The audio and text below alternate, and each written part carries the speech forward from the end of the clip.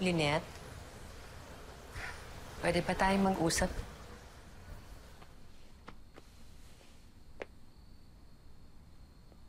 Lynette, please naman.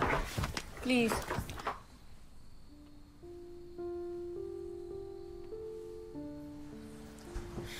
Ayokong kausapin ka. Ayoko makabastos. Lynette. Ano ba? Pwede mo sabihin sa akin, kahit ano, lahat ng sama ng loob mo sa akin, lahat ng galit mo sa akin, ilabas mo, tatanggapin ko. Makikinig ako. Anak. Ano sabi mo? Anak? Tinawag mo akong anak? Huwag mo akong tatawaging anak. Matagal na akong walang nanay. Umalis ka papuntang Canada. Naisip mo ba ako?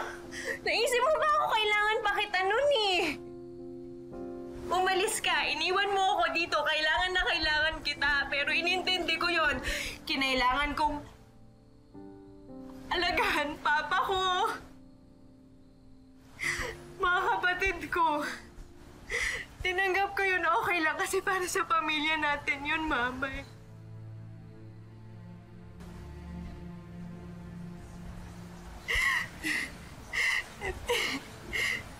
Nagkapamilya na ako sarili. Asan ka? Nanganak ako kay Meloy. Wala man lang akong nanay. Mapagtanungan. Wala ka! Kinanga kita nun eh. Wala akong mapagtanungan.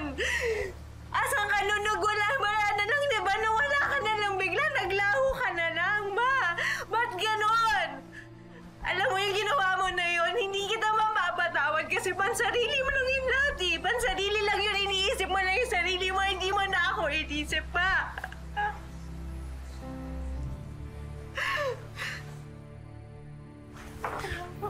Ayoko na po! Ayoko na! Hindi kita mapapatawad kahit kailan. Sabihin mo na masama ako. Sabihin mo na tatanggapin ko ng lahat.